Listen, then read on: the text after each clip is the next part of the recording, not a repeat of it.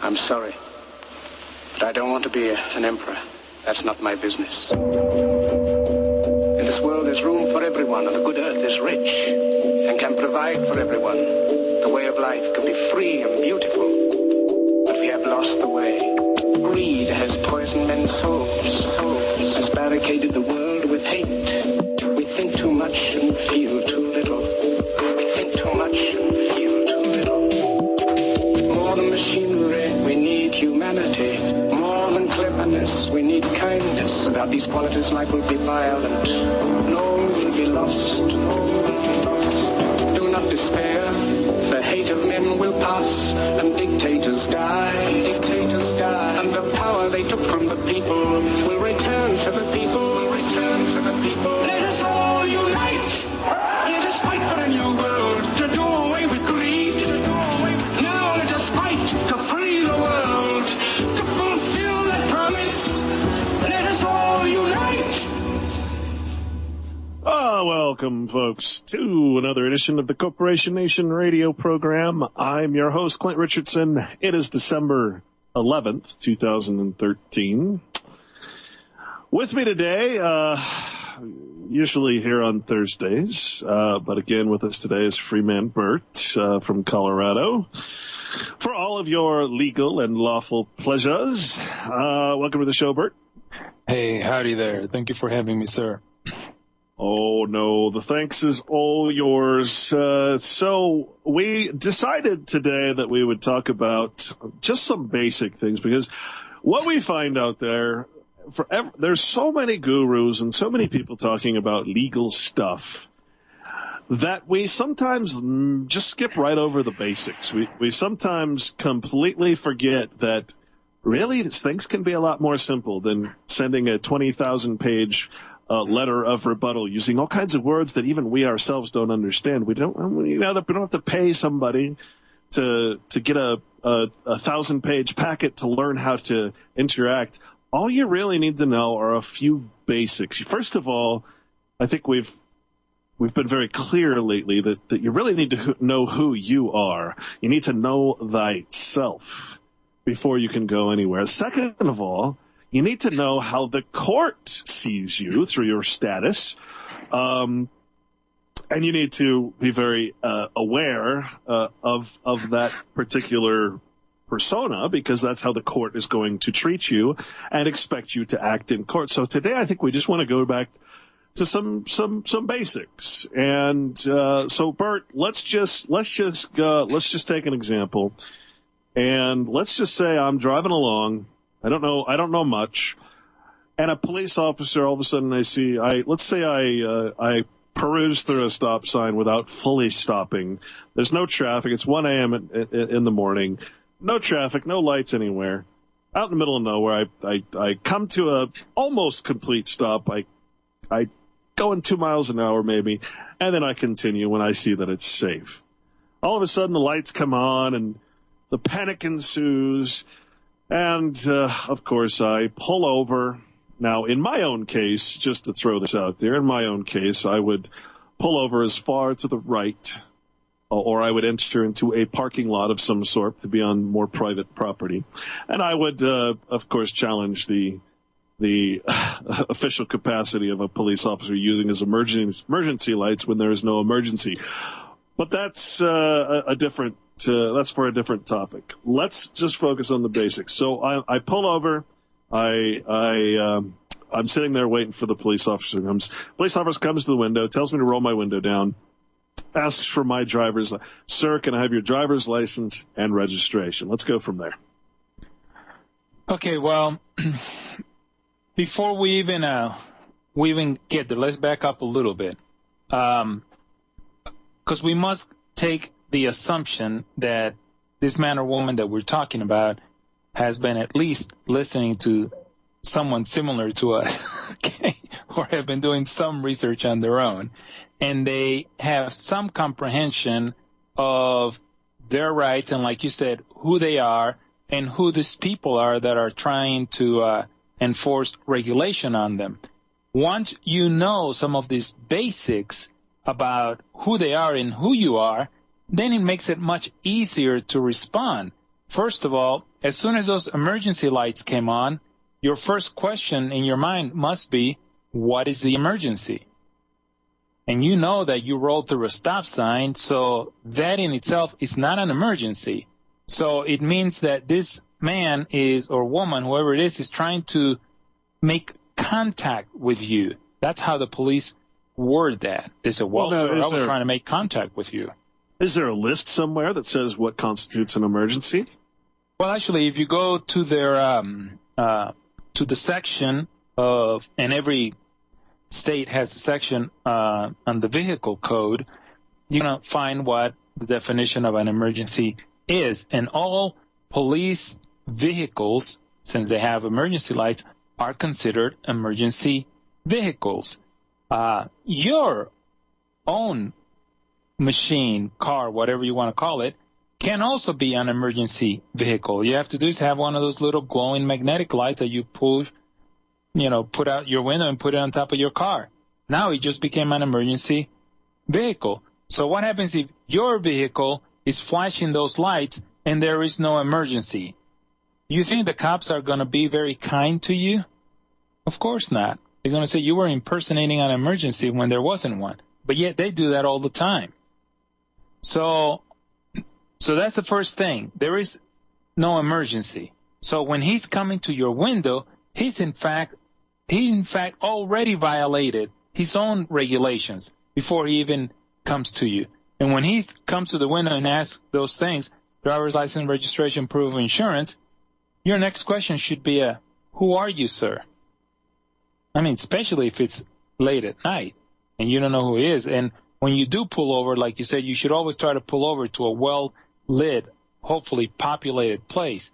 But even that move could be deadly to you, because if you have to travel too far to get to such a place, that cop is going to become so impatient that when you finally stop, he may just come over toward your window with a gun, a billy club, or whatever, and start smashing your window. And if your window happens to be open, he just might reach in there and drag you out of your car. So it doesn't matter how you look at it. It's always an extremely dangerous situation dealing with these people. So basically what you're saying is that you should always treat this as a potential terrorist situation where Absolutely. you are the victim of terrorism. Because these guys, Absolutely. a lot of these guys are psychopaths. I mean, the people that they hired around here, let me just make this clear. The people that they have hired around here, that the sheriff's department has contracted out to, which are private security that become, if you will, deputized, because it's the sheriff that monitors the unincorporated area of the towns. They don't have their own police force. They are tattooed from wrist to shoulder and probably all of their body. They are shaved-headed, sunglass-wearing thugs. They are not lawful in any way. They are really, really frightening to most people. Most people avoid them like the plague if you're living in the unincorporated area here. So, I mean, these are basically contracted men that have nothing to do. I mean, I swear some of them must be right out of the frickin' prison. I swear. So that's what we're dealing with here. You're not dealing with an honorable man. That's the first and foremost. If you were dealing with an honorable man, he would not have turned on his lights in the first place. Exactly. So we cannot highlight the point of your life being in danger.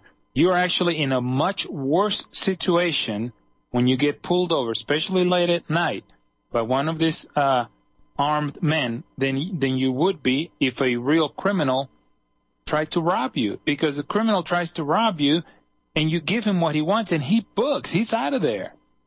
But these guys actually have enjoyed the pleasure of torturing you.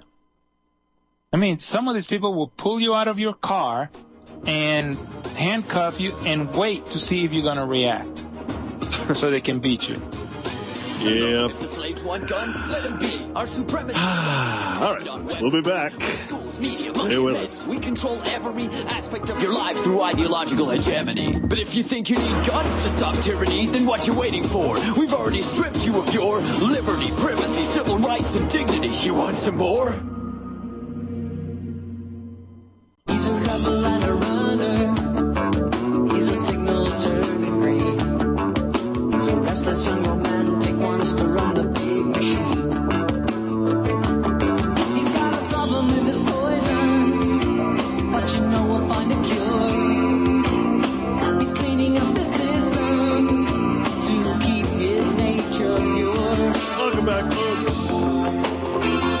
Corporation Nation. With me today is Freeman Burt. We're talking about just the basic traffic stops and what's happened so far in our little story, which is true to life, is that we've been pulled over for slightly rolling through a stop sign in the middle of the night when there's no traffic, and we've deemed that it's safe. And now we're pulled over, hopefully somewhere where it's there's a little traffic, little public interaction there. Maybe well lit would be nice too. I prefer a parking lot or some other private place.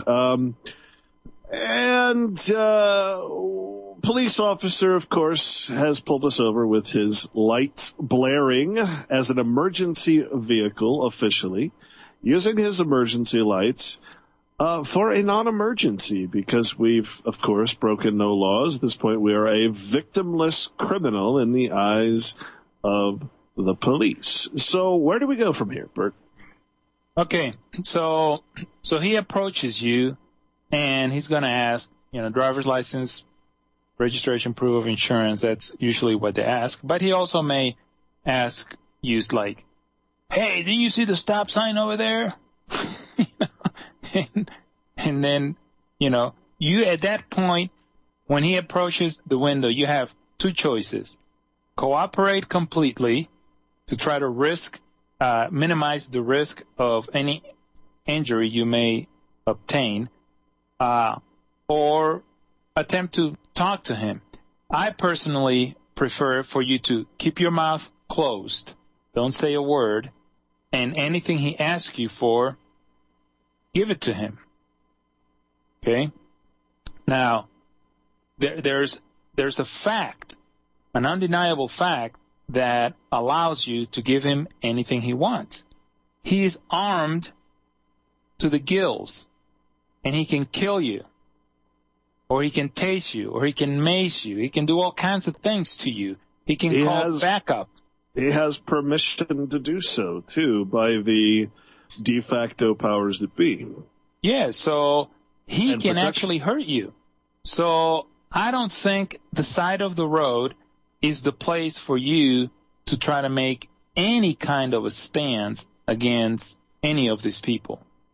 I think your goal on the side of the road is to get away from that intruder, because that's really what he is. He's intruding on your right to move from point A to point B.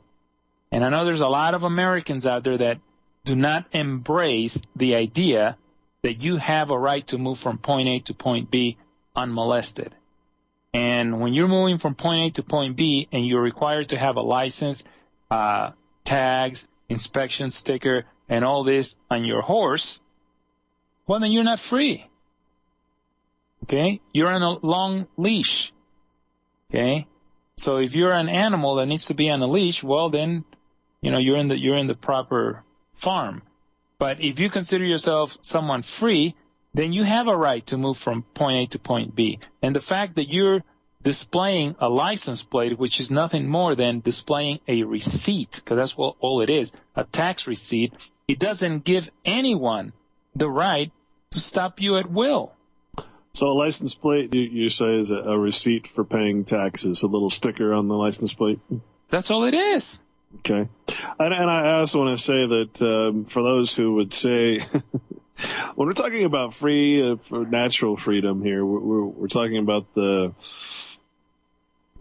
natural freedom, as we discussed. The word DOM, or DOM, signifies a jurisdiction or an ownership of that word, which is free. So it's a jurisdiction. It's not real freedom. Natural freedom would assume that the DOM part is your own or under God. So natural freedom literally means under the jurisdiction of God, if you will, or nature.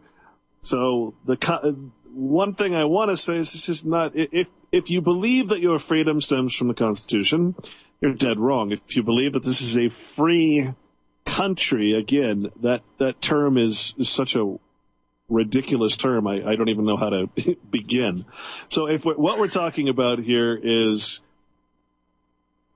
well, Bert, the example you're using is obviously a licensed, registered driver. So I guess we'll stick to that.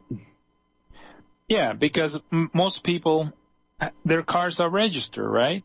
Because everybody's in fear. I mean, no one registers their car because, hey, I can't wait to register my car. Man, I want to put that license plate on there, and I want to show the world that I'm up to date on all my stickers. No one does that for that reason. They do it because they know if they don't, they're going to get harassed. Okay, so it's actually, besides being a receipt of tax, it's a symbol of, please don't harass me. That's really what it means. Just like when you were in school and you heard of kids walking around with a sticker in the back of their shirt saying, please don't kick me, you know? The kid that got bullied all the time, right? Yeah, that's really what that is. You could also, just as devil's advocate, you could also say that is an invitation to get harassed because you're registered and your right is to be extorted or exacted from. Exaction, of course, means to be required to pay monies that aren't due to someone, which is exactly what a police officer is doing. He's creating a charge of exaction. So you could put that both ways, just to throw that out there. Yeah, and it doesn't matter how you look at it. I mean, and I don't want to get off on too many tangents, but it doesn't matter how you look at it. That policeman is acting as a revenue officer. Okay, so when he stops you without any kind of a reason, because this is what people need to comprehend. If a cop has the right to stop you, it means that he's exercising the same right that I have to stop you. So how many people would, if I'm behind them in my private car and they roll through a stop sign and I'm saying, hey, pull over, you rolled over the stop sign. You probably stick your hand out the window and give someone the middle finger, right? Because you're like, hey, well, what are you doing trying to stop me? I didn't do anything wrong that warrants you trying to stop me. But yet a cop, it's okay for him to do that. So that's what we need to think. If this guy is stopping me for something that the average man or woman could not inherently be able to stop me for, then there's something wrong here. So anyway, once you make it past that stop, the guy asks you for your registration, proof of insurance, all that kind of stuff, and you give it to him, and let's say he even gives you the ticket to sign, okay, and you sign it. Okay, and I know there's a lot of argument about signing or not signing a ticket, but let's say you do everything he asks you and you leave, okay, and you finally make it home and you're in one piece except for your interaction with that cop. Well, now you need to decide what you're going to do. You can still pay the ticket, pay it under coercion, and there's all kinds of different ways that you can make the payment and put it on the record that it was under coercion. And one way to do that is to pay the ticket, but go get a bank check, a cashier's check, and you can tell them exactly what to put in the memo. And I've had long sentences put on memos, and you put everything, say, paying extortion of public assault on the date and on the road location. And now that check itself becomes evidence of the harassment that you endured.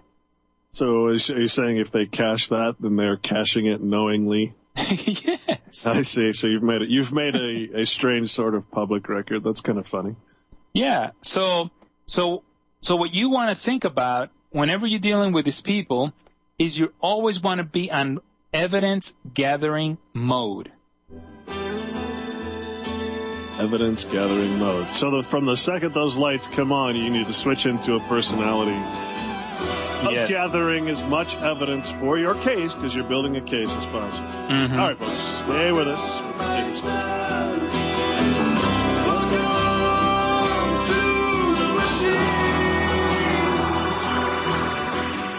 Scientists is simply battling to understand what this unappealing object is all about. What the object is all about. Information in the form of energy streams in simultaneously through all of our sensory systems in the form of energy. And then it explodes into this enormous collage of what this present moment looks like, what it feels like, and what it sounds like.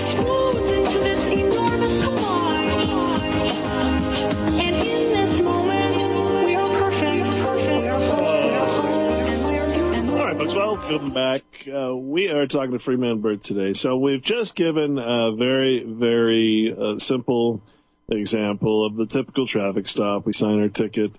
We go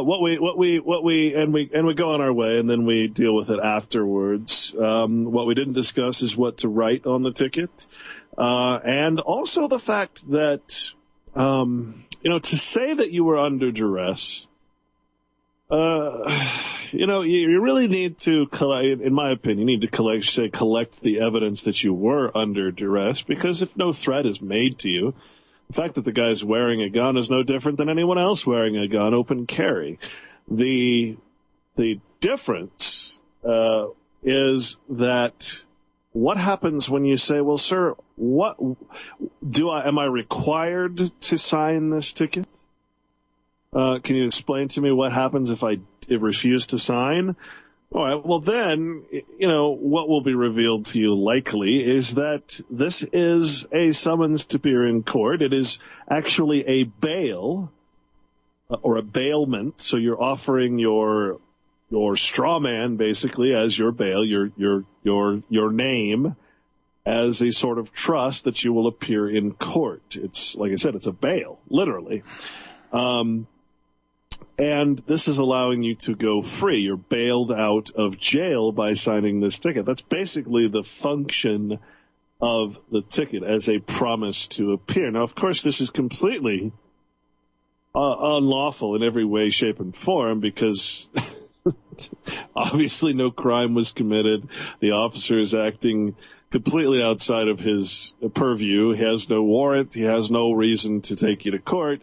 He's acting as witness, complaintiff, and a couple other things. So all of that, Bert, let's start over. And let's say we've just gotten pulled over again. Police comes up and, of course, asks you for your license and registration.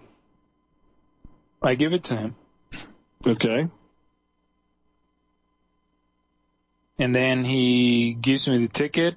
And whatever, my goal at that particular stop is for me to get out of there unharmed.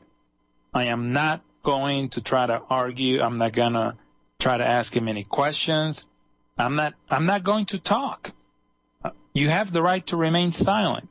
That is the absolute most important supposed right that you have, and you really should exercise it. And I've of course, I've spoken to lots of people, but I've also run all kinds of scenarios and to try to see how opening your mouth at a traffic stop can help you, and the upside is not worth the downside.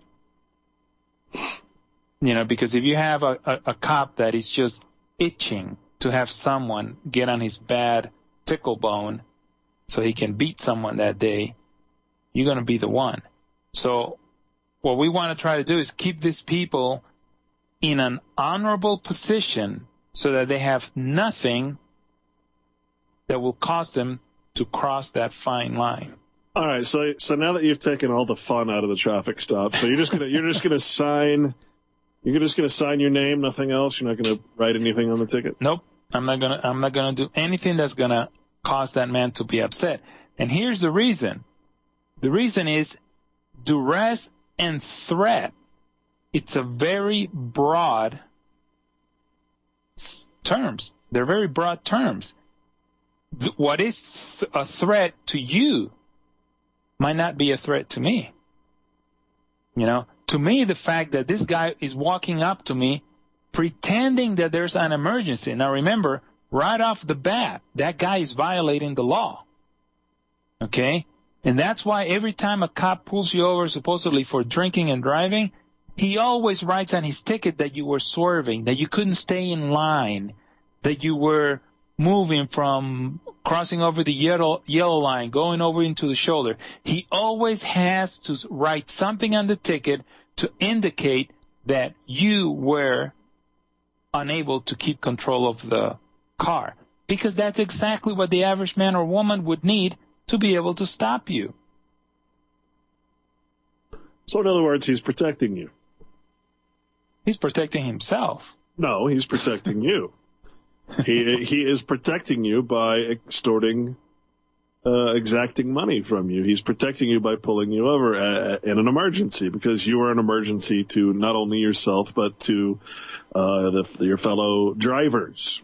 Well, but we're confusing two things there. I mean, once he pulls you over for something like your example, just rolling through a stop sign, and he's giving you a ticket, he's strictly extorting money from you.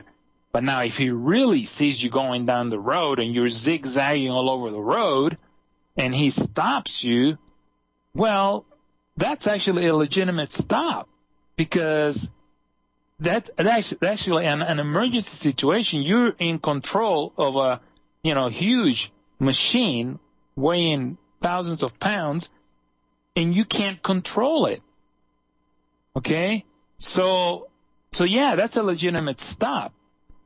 But what I'm saying, and I'm dealing with a fellow right now that I'm helping, and the cop followed him for several miles before he was able to determine, supposedly, that he needed to pull him over. Because the cop was under the assumption that this guy was drinking and driving.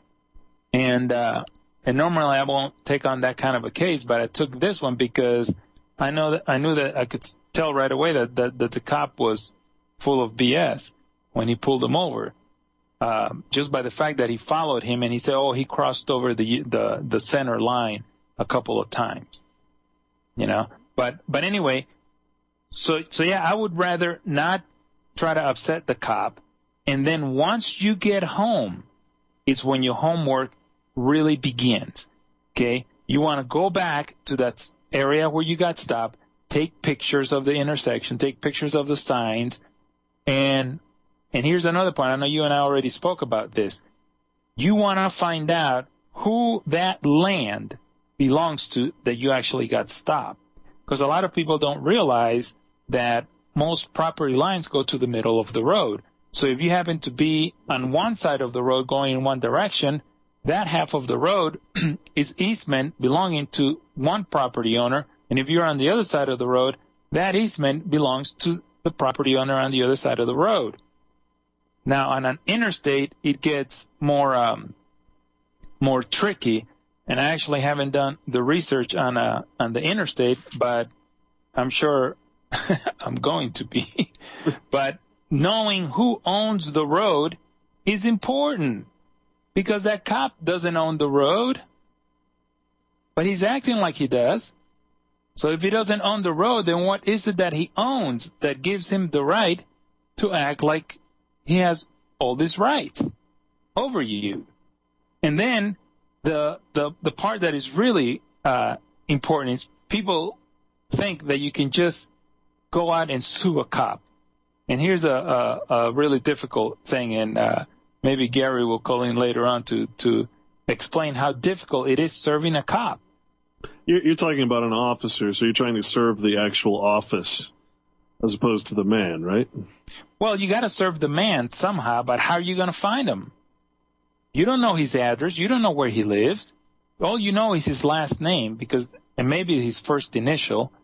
You know by the ticket which agency he works for, but go to that agency and tell him, hey, I need to know who this officer is. I have his badge number here.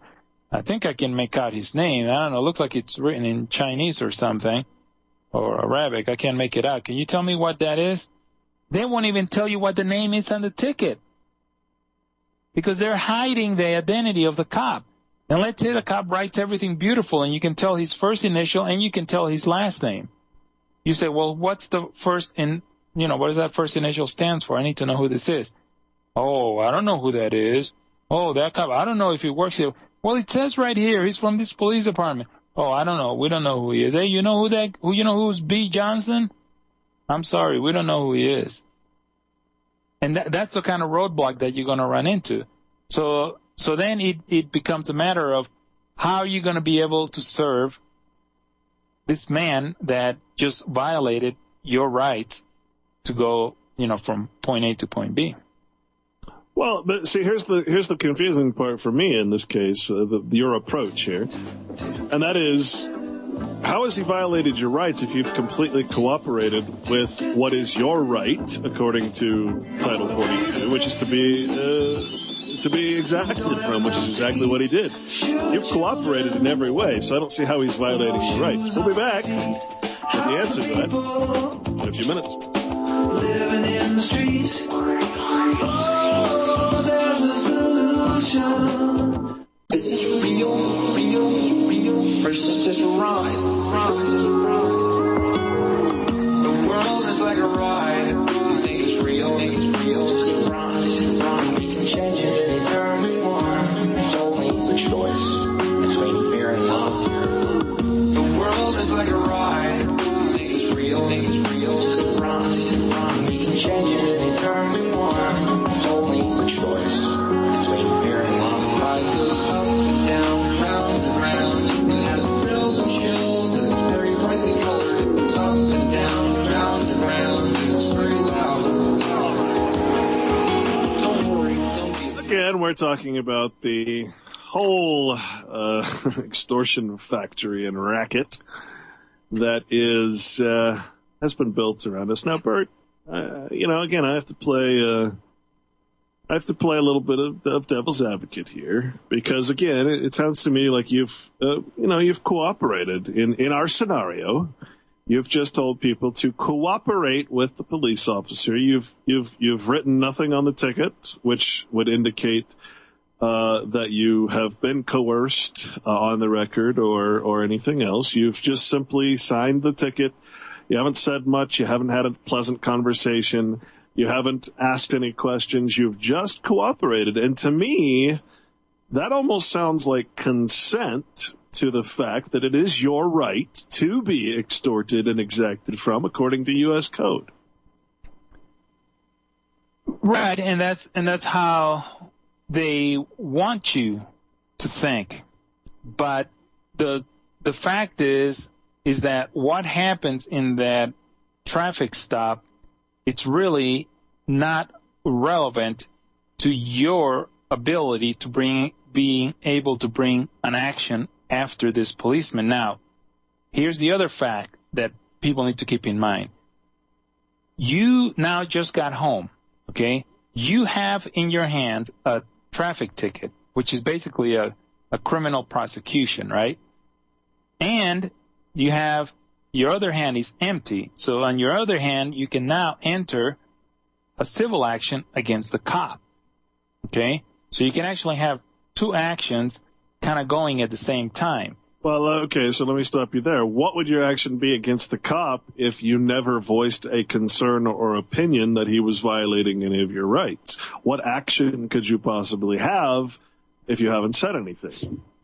Well, your first action would be that he used his emergency lights unlawfully because there was, in fact, no emergency. Okay. Okay. The second is that a crime? Is that what would that be? Well, that's a violation of his code. Okay. Okay. But is that something that has to do, I'm playing devil's advocate here. Mm-hmm. Is that something that has to do with you, or is that something that has to do? I mean, you wouldn't go up to a Walmart worker and who pull, if you had a little red light on his cap and he pulled you over in the middle of the aisle because you were pushing your cart too fast. I mean, you really couldn't sue the Walmart worker for anything except all you could say is, look, you violated your own code, but that's not really. No, that's just a start. That's just a start. So he violated his code in order to get you to stop. So he falsified an emergency in violation of his own code, which says he can only use those lights for an emergency situation. So right there, you're already basically discrediting him or her right off the bat. Okay. Then your next argument would have to be that because he used his lights for a false emergency, he now caused false arrest on you. Now you've been falsely arrested. Because anytime you are detained, that's actually an arrest. And if there is no reason for you to be detained, which means you're not hurting anyone, you're not a menace to anyone, there's no impending danger, none of these things, then you're being falsely detained, falsely arrested. And of course, that argument, false arrest, it seems very cut and dry, but unless you have lots of cases to back up your action, they're going to try to throw your case out because rule against you, because every case that involves, especially police officers, it's always looked at from the point of view that you correctly said, Title 42. And basically, you as a U.S. citizen really don't have a right to question the authority of the police. They have to be extremely out of line before anything in Title 42 kicks in. And actually, I've been looking at some cases lately, and if you were to bring in a case, under the, which one is it? Amendment 4, the one that deals with due process. If you bring it under search and seizure? Yeah, if you bring it under one of the amendments, it's a totally different world as if you bring it under Title 42. It's day and night. Under the amendment, it's your burden of evidence, it's much, much less. But if you bring it under Title 42, your burden of evidence just increased by 100-fold, because the behavior of the cop has to be shocking to the mind. I mean, he has to beat the crap out of you. Anything short of that, and even if he beats the crap out of you, he beat the crap out of you because you deserved it. So those are two different worlds. So your angle on how you bring your case about is also going to make have a huge effect on the process and the respect that you're going to receive as you're going through court. And most attorneys are going to bring your case under the 14th Amendment, which increases your burden of proof immensely. But anyway, so those are some of the angles. And then, of course, your right to move from point A to point B is going to be another violation.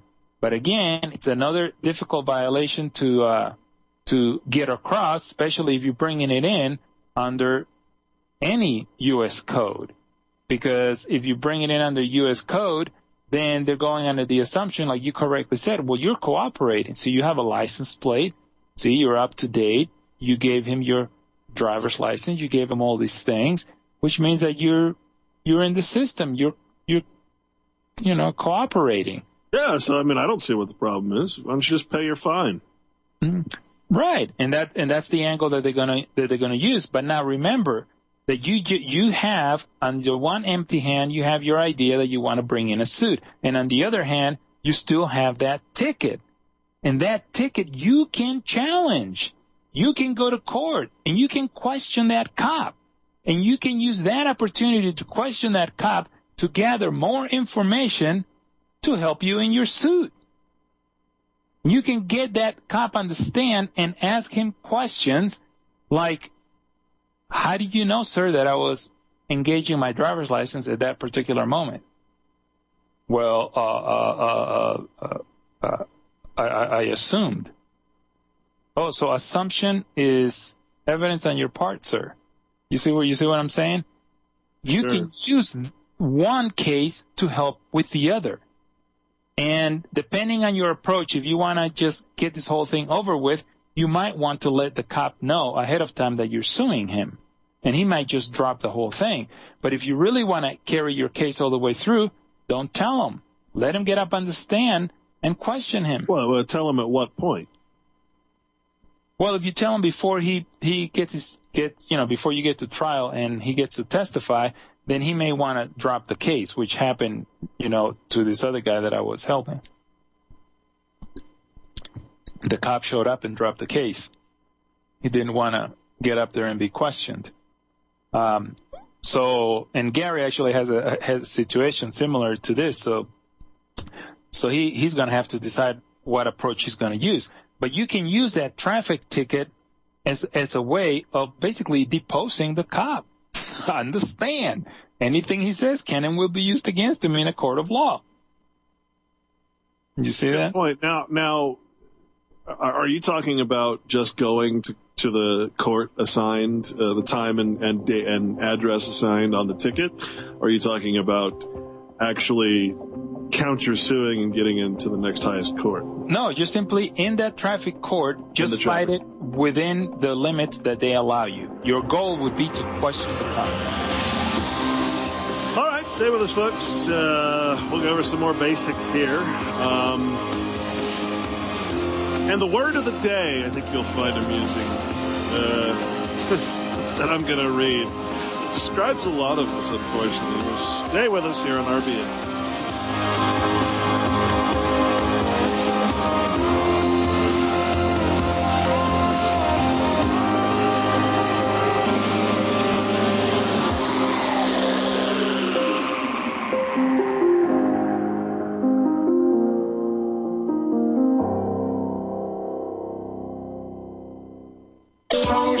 Don't give yourselves to brutes, men who despise you, enslave you, tell you what to do, what to think, and what to feel, who drill you, diet you, treat you like cattle. Don't give yourselves to these unnatural men with machine minds and machine hearts. You are not machines, you are men. You, the people, have the power to make this life free and beautiful.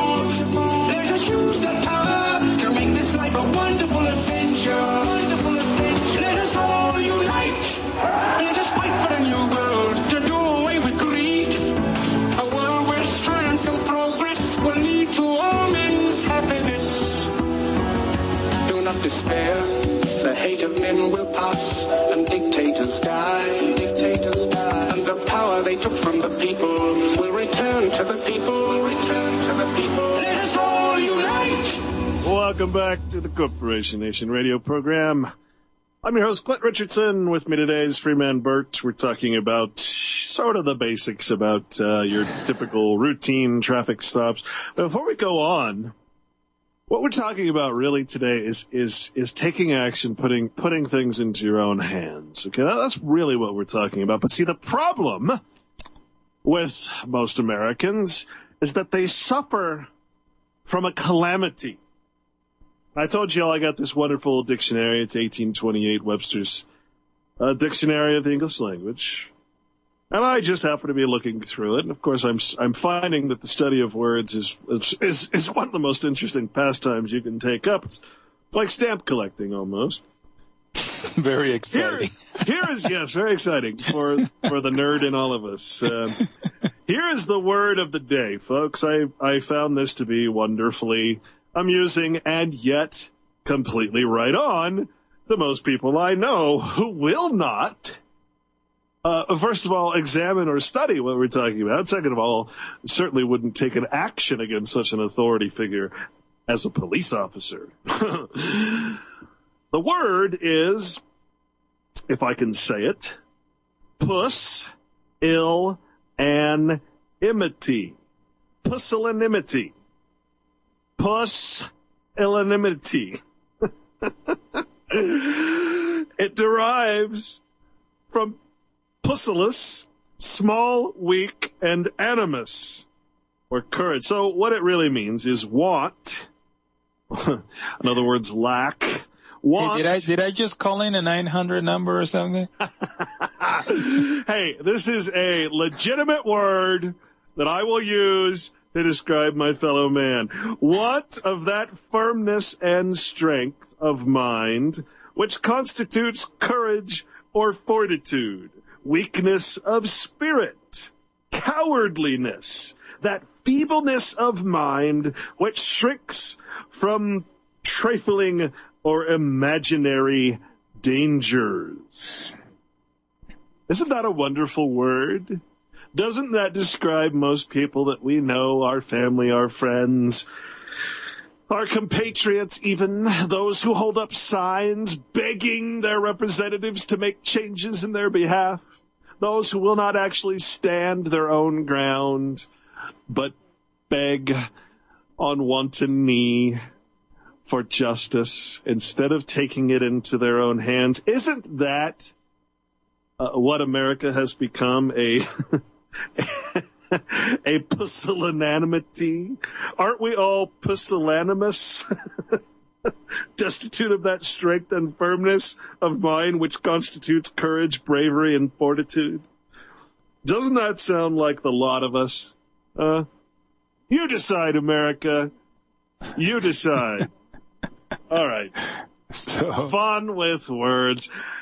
So, Burt, now I'm a little confused because I've heard you say many times, and I agree with you, that you should never really submit yourself to the lowest form of sleaze called a municipal court or justice building. Are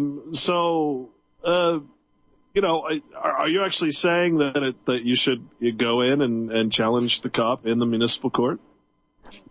yeah, and what we're talking about here is strategy and trying to do the best with what you have in your hands. Because, I mean, it's undeniable that we're at a huge disadvantage when we're dealing with these people. So we need to milk everything that we possibly can and try to milk out of it any benefit that we could possibly get. Now, dealing with a cop during a traffic trial, and I went through one, my very first one, against a state patrol. And the guy actually got up on the stand and lied because he couldn't remember any details about what happened. That's likely what's going to happen to you in your situation. He's not going to remember much of anything. But, back then I wasn't, doing it to sue or any kind of stuff like that. I just wanted to win in the particular case. And I did when I win, depending on what you define by win. But, I mean, the case was dismissed against the cop. But I could have used all that information that was entered into the record against him if I had filed a suit against him. You see that? So that is a great opportunity that you have when that cop is sitting on the stand. You can ask him key questions that you can then incorporate into your suit. Say, by the way, on August the 23rd, on a court stand, the policeman said blah, blah, blah. This is contrary to law. This is contrary to him being able to determine whether, in fact, I was exercising the driver's license that he coerced out of me during the stop. I mean, how can a cop prove that you were exercising a license? That's a good point. In other words, how can he prove you're operating in commerce? Although, again, the devil's advocate, well, you are displaying commercial tags. You're giving him a commercial driver's license. So, it's a catch-22. Well, but we can use the example as someone operating a taxi cab. I mean, he could put the little sign up that says "not for hire." Now, I haven't explored this, but I've heard of other people doing the same thing, actually putting a little sign up on their rear windshield that said rear and front, saying "not for hire" when they're moving down the road with their private machine. And then if that cop pulls him over at that time, then he can ask the cop later on, "Sir, how did you know that I was engaged in commerce when I had a sign that clearly said that I was not for hire?" All right. Well, so the other question I have then is when you're in that municipal court, obviously, well, let me just tell you my experience now. When I went into court, I actually wrote about this, and it was hilarious. Killing your straw man too, I think it was, and we went to court, and there was actually a video that played, and I was shocked and amazed at this video. It was promoting pusillanimity, let me just say. It actually said, we're going to pass around. It was almost like watching a flight attendant video. We're going to pass around a piece of paper. On that piece of paper, it says that you are going to give up your constitutional rights here today in this municipal court. You're agreeing to completely give up all your rights and be moderated by this private court. And I'm like looking at that going, my God, are you serious? So they pass out the paper, and I was just a spectator, so I took one anyway. And sure enough, the first thing it says on the top of the top of the paper is, by signing this, you agree or consent, I can't remember, to giving up all constitutional rights. And I just was like, my God. And everybody was eager. They ate it up. They signed it. They loved it. It was wonderful. And then they all got charged huge fines for the back.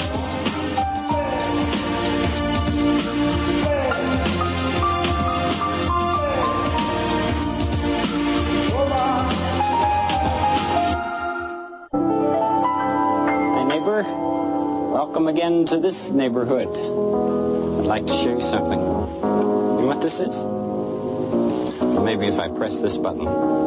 There are so many things to learn about in this world, and so many people who can help us learn, and so many people who can help us learn. Did you ever grow anything in the garden of your mind? In the garden of your mind. You can grow ideas in the garden of your mind. In the garden of your mind. It's good to be curious about many things. You can think about things and make believe. All you have to do is think. You can think about things and make believe. All you have to do is think, and they'll grow. Okay, welcome back. Let's see. Well, I wanted to go back, Burt, because you said something that I always found interesting. We've talked about this before offline, but you said... You used the words, first of all, you used the word easements, and I think we need to define what an easement is. Basically what we're saying is that technically, just to give you an example, technically, if I were to be real ornery, and I could convince my neighbors to do the same thing on each side of the road, we could actually set up a roadblock and say, look, I have an easement. This is my side of the road. My neighbor has an easement. It's his side of the road. We're the caretakers of this particular public property, basically.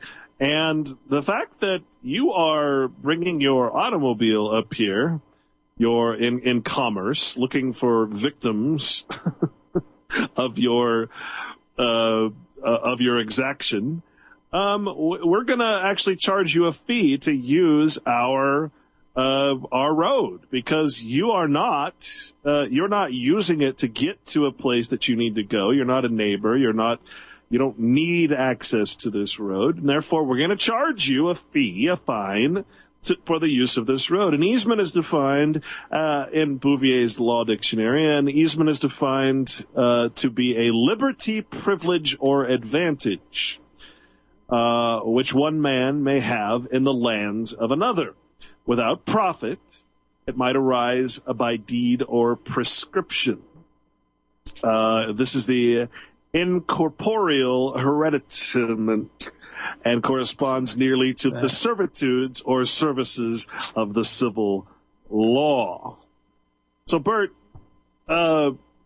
when you say that you should go back to the scene of the uncrime, and you should actually record the partition, the place where you were pulled over, the side of the road, and all that, because that easement is upon the estate that is there, the property, the private property.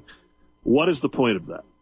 The point is so that then when you go there, well, and of course it all depends on the scenario, right? I mean, if you happen to be in a residential area, then it will become really helpful, because then you can take pictures of the properties on either side of the road, and then you can go to zoning or wherever to get copies of the plot, so you can actually prove that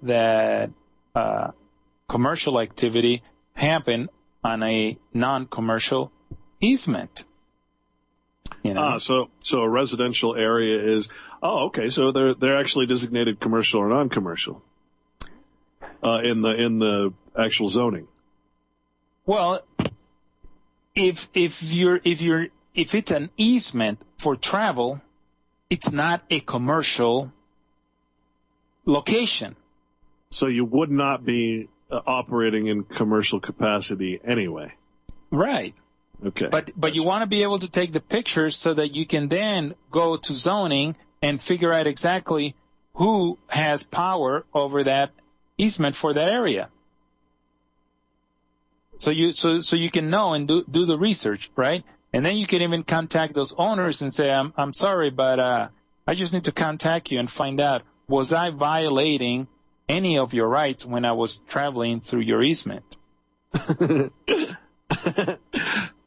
So you'd actually go to a neighbor, just a neighborhood, just the average Joe Schmo who lives at that particular house. Yeah, who lives at that particular location. And I actually have one case in Georgia where this guy has such a beautiful case that we're like, okay, totally taking your case from a whole detailed perspective, and he has been gathering information so that we can sue the cops, because he was totally falsely arrested for 12 hours. They actually put him in jail, and they were conducting a roadblock. And he is having a little bit of a hard time locating the easements because he spoke to the business people on the side of the road where he was violated, and the owner said, yeah, he said, I hate it when those cops do that because they actually hurt my business when they do a roadblock. Because who in the hell wants to come to your business when you have cops doing a roadblock? But the businessman is afraid to come forward and be any kind of a witness because then he's afraid that the cops are going to harass him and affect his business. Of course, because he suffers from pusillanimity. His actions are pusillanimous. I can't say it. Well, yeah, and that's, it's a system based on coercion and fear, and due to our want of firmness and strength of mind, which constitutes courage and fortitude, we don't do anything about it, and it's just time that we do. It's just about time that we finally say, okay, enough's enough.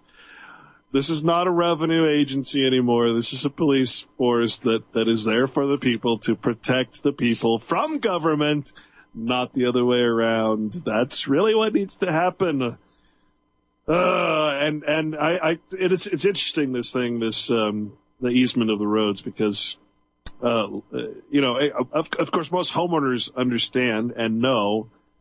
For instance, we had three feet of snow the other day, and, everybody goes out and they have the responsibility of the sidewalk. It's a public sidewalk, and yet the people are somehow required to mow the grass on the other side of the sidewalk, which is not part of your property per se. It is an easement to your property. It is a social, if you will, requirement to take care of that property. It's a responsibility or a duty in a strange sort of way. That's what we're talking about. So that the street is actually that yellow line in the middle of your residential street is actually the end of your easement, your property. Yeah. Now let's expand on what you're saying a little bit further. Now, what if the cops suddenly start walking up and down the sidewalk and ticketing people for walking too fast? I mean, people would say, "Well, that's ridiculous." Okay, you're walking down the street without wearing a helmet. Then you know, sir, that we passed the will of the legislature says that when you're walking on the sidewalk, you're supposed to wear a helmet. You were not wearing a helmet, so you're in violation of Code 303.25. That's a $50 fine. People would think that's ridiculous. Well, they are doing that to bicycles now. Right. That was going to be my next point. They can actually give you a ticket for letting your child have fun on his tricycle without a helmet. This is the insanity. And people don't realize that you have to do something about it. And the something is start learning a little bit about how to bring about an action against these people, because when enough cops have actions against them, then the system will begin to change, because these cops believe that they're unstoppable. If you do a little research, and probably this audience knows more, there have been several cases where people have literally tried to get this going, to where people are actually suing the police officers as men, not as officers, but actually putting suits against the man's property for acting under color of law, as an officer. But due to the pusillanimous nature of mankind, we seem to not be getting it started. We'll be back, folks.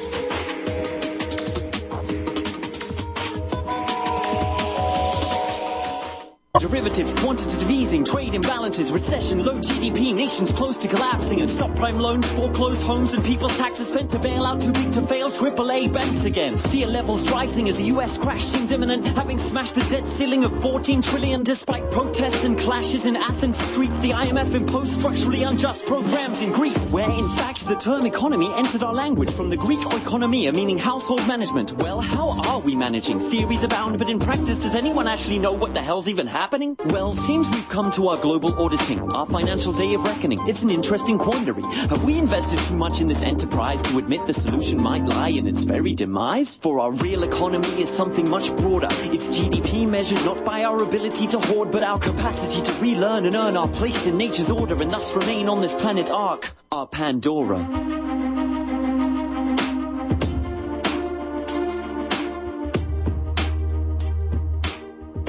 That guy there, but those couple songs there from the Juice News Media, which is pretty fun on YouTube, actually. If you go to YouTube and just type in the Juice News, you'll have a good time with that. Very, very clever guy from England that really lays it down quite nicely. But Burt, boy, I don't know. I don't know what to say here. We're talking about basically a police officer, again, using his lights unlawfully, unrightfully, without legal precedent, and he is giving to you what can only be described as an illegal summons to appear in a de facto illegitimate court, backed by coercion, or at least the appearance of fear and coercion. And, of course, the protect and serve motto. Interestingly enough, was, I don't know if people know the origin of the of the protect and serve motto that police use. But I thought it was kind of funny because, well, let me read this to you if I can get my computer. Here's the happened in Los Angeles Police Department, actually. The origin of the LAPD motto. In February 1955, the Los Angeles Police Department, through the pages of the internally produced Beat magazine, which is a magazine for police officers, conducted a contest for a motto for the police academy. The conditions of the contest stated that the motto should be one that in a few words would express some or all of the ideas in which the Los Angeles Police Service is dedicated. It is possible that the winning motto might someday be adopted as the official motto of the department. And of course, the winning entry was the motto "To Protect and Serve," submitted by Officer Joseph S. Dorabek. To Protect and Serve became the official motto of the police academy, and it was kept constantly before the officers in training as the aim and purpose of their profession. With the passing of time, the motto received wider exposure and acceptance throughout the department. On November 4th, 1963, the Los Angeles City Council passed the necessary ordinance, and the credo has been placed alongside the city seal on the department's patrol cars. So the origin had nothing to do with the actual function of the police. It was just, it was no different than McDonald's commercials or any other motto that was created by Edward Bernays or any of the other people out there who try to sell things that aren't good for you, but say they are. I mean, it's just, I find that kind of fun. The etymology of the "to protect and serve" motto. It's just a contest. It's a public relations thing. Has nothing to do with the reality of the police force. So literally, they're handing you, in an unlawful fashion, a requirement to appear in court. Now, if you don't accept that, of course, you're arrested. So technically, they're handing you an arrest warrant, basically. And all of this is completely illegal, but they do it anyway. Well, and you know, I mean, the question is what's illegal and what is illegal. So people have been conditioned that because common accepted behavior is that accepted, that becomes legal. And when you begin to look at the actual rules that these people are supposed to follow, that failure to follow makes them illegal, then you come to realize, oh my God, these people operate most of the time illegally. But no one bothers to look at the rules that they're supposed to follow. I mean, this even applies in court. These judges enter decisions that violate the very regulations or court rules that they're supposed to abide by. Now, you're talking about the rules of court procedure here? Mm-hmm. Now, those are kind of important. That's something that I remember you were studying for a long time and just being amazed at what you were finding.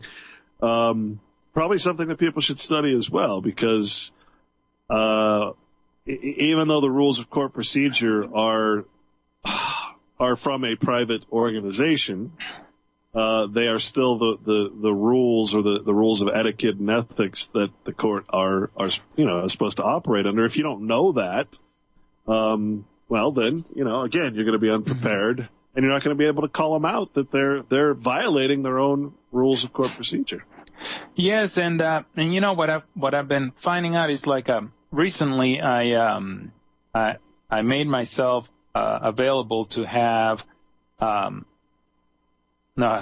empowered myself to have available to me the same type of information that attorneys have, which is access to case law and access to related cases, which you really cannot do anywhere else unless you are a member to one of these websites, and there's 3 of them that deal with them. Just LexisNexis? LexisNexis is the one that I signed on. And so now I'm offering my services to people that just need research, that if they need to have a case researched and the case law associated with it, I can help them with that. Because without it, you're pretty much dead in the water. Because just simply quoting a rule or quoting a statute is not good enough, because most statutes and most rules don't always mean what they say. And if you go into court quoting a statute, you're not going to get very far. So you have to quote the statute, but more importantly, you have to quote the cases, and that is appellate cases, that back up what the statute is supposed to say.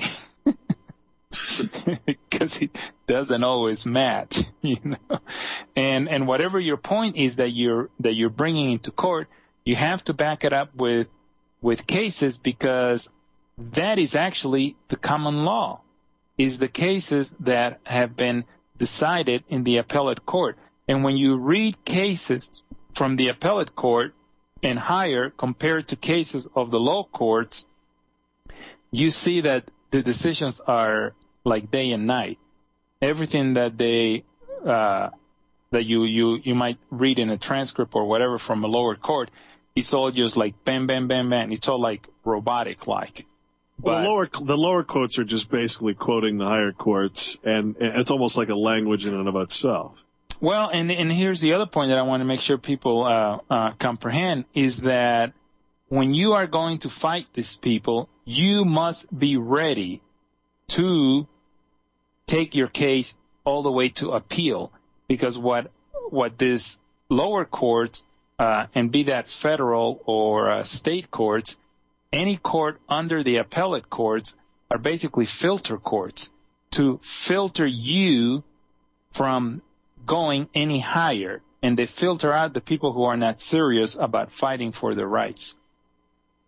And I know that sounds not good, but that's what it appears to be. And you have to be, when you begin your action, at the same time you have to begin your appellate action, because in this lower court you basically setting it up so that you can appeal, because you must assume. And I like to operate on the idea that the glass is always half full, but you must operate like it's half empty when you're dealing with these lower courts.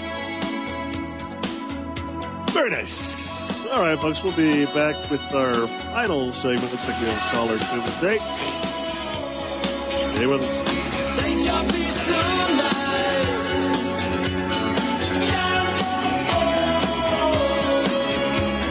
State your peace tonight.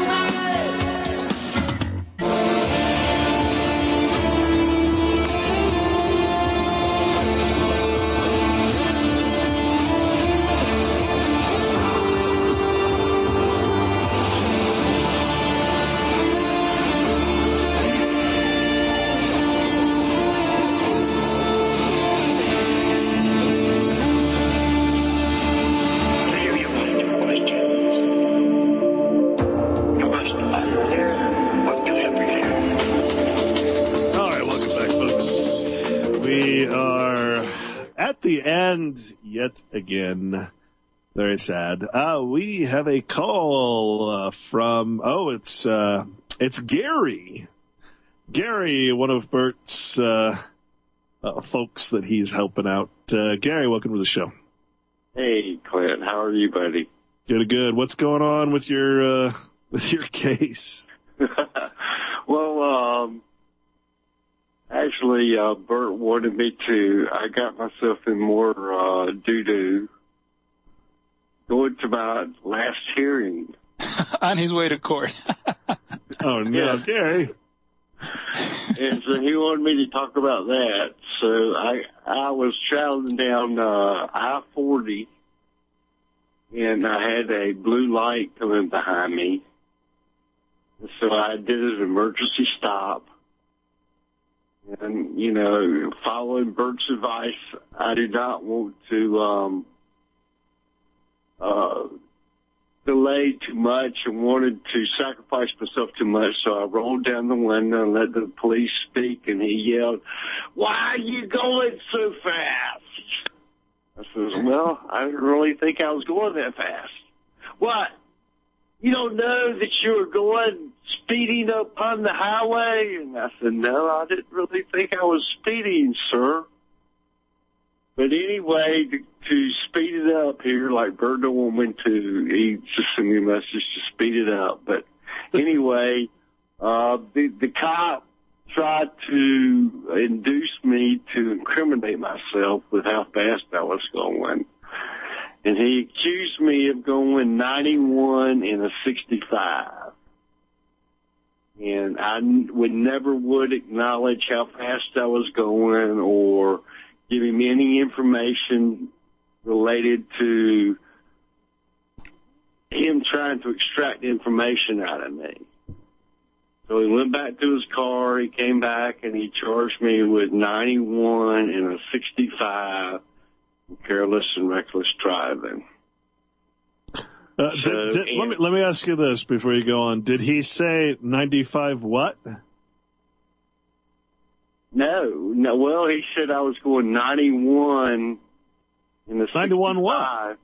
Yeah, well, that's. Well, I mean, the thing is that they don't say that, but on the ticket it says you're going 91 miles per hour in a 65. But none of that is articulated when you're in exchange with the officer. Yeah, he only throws numbers at you. Well, so in this case, me personally, I would go back and I would take a picture of the sign, the last sign that you would have passed, which would say what? It would say speed limit 65. Right. Like It doesn't say hour. It doesn't say 65, snail slime trails per hour. It doesn't say anything. It says speed limit 65. It doesn't say miles per hour. It doesn't say meters per hour. And if it does say MPH, you don't know what the M means. So the whole thing there again. They don't say MPH. It just says speed limit 65. Sure. And the other thing is that, where is it posted? I mean, he says it's that. Can you prove that it is that? Where does it say that at? I mean, I don't need to come up with that answer. They need to come up with that answer. So show me where it's posted that I was speeding. Yeah, and here's the point. If the speed limit is not listed on the sign, then obviously it is supposed to be understood by those who are licensed to abide by that sign. That's why he doesn't have undercovers. Yeah, that's why he doesn't have a speed limit on it. Now, strangely enough, warning signs have a rate of speed on them. Yes. And that's because it's literally telling you this. It's providing a true elite lawful service, service by telling you that if you go more than 45 miles per hour, MPH, M.P.H, specifically says it on that sign, well, yeah, then it's giving you, and it's yellow, meaning it's a warning sign. That's very different than the little white signs that say, we nothing, absolutely nothing. 65. Yeah. What does that mean? Yeah, because it's supposed to be understood by those people who are licensed. That's why it's not meant for the general public. It's meant for a specific portion of the public. Right. So those that have read the law, have understood the law, and have to abide by it, which are corporate employees of the state. Right? Mm-hmm. But I wanted you to mention, too, about your confidence level when you were dealing with this cop. Right. So the whole idea of the cop is to get you rattled, right? And this is the first time I've ever been pulled after dealing with Burt in the court and knowing these guys are talking out their butt most of the time. I did not get, my level of calmness, I didn't get excited at all. I just spoke with him calm, and the whole idea is try to get you excited and controversy with them. So if you can remain cool, calm, and rational with them, there's no reason for them to not be inclined to cooperate with you. So in the end, I said, "Well, sir, can you please give me your name?" And he says, "Well, it's on the citation." I says, "What? You can't give me your name?" And he says, "Okay." And he gave me his name, Trooper Dawkins. So the whole idea is not to treat them with adversarial comments, but to treat them with respect and honor, but at the same time, stand your ground in a respectful manner. Yeah. And Gary's not saying this lightly, because Gary likes to argue. Okay, this is in his nature. So for Gary to be giving this kind of advice, this is very wise coming from him. Well, I've learned, and Burt is pounding in my head enough that it's starting to sink in. Yeah. So Burt, bottom line here today, you're saying, in your opinion, that all the writing that you can do on the ticket, for instance, this is not a contract, or all of that is unnecessary? It's unnecessary. And we're gonna exercise that, depending on to what degree Gary wants to go with this. But you don't need any of that stuff to bring a case against that policeman, because it's all done in fraud in the first place. Yeah, I mean there's enough fact that you don't have to do any of these other stuff, and all you have to do is use their laws against them. You don't have to bring in something that is completely unrelated to their regulations. Because their regulations, once you understand that their regulation is for them, not for you, they now have to prove that their regulation applies to you. And they can only apply it to you through assumption. They cannot do it with facts, because there is no facts to tie you to their regulations. No different than Walmart tying you to their regulations. There is no fact. They can only assume that you're acting as a Walmart employee.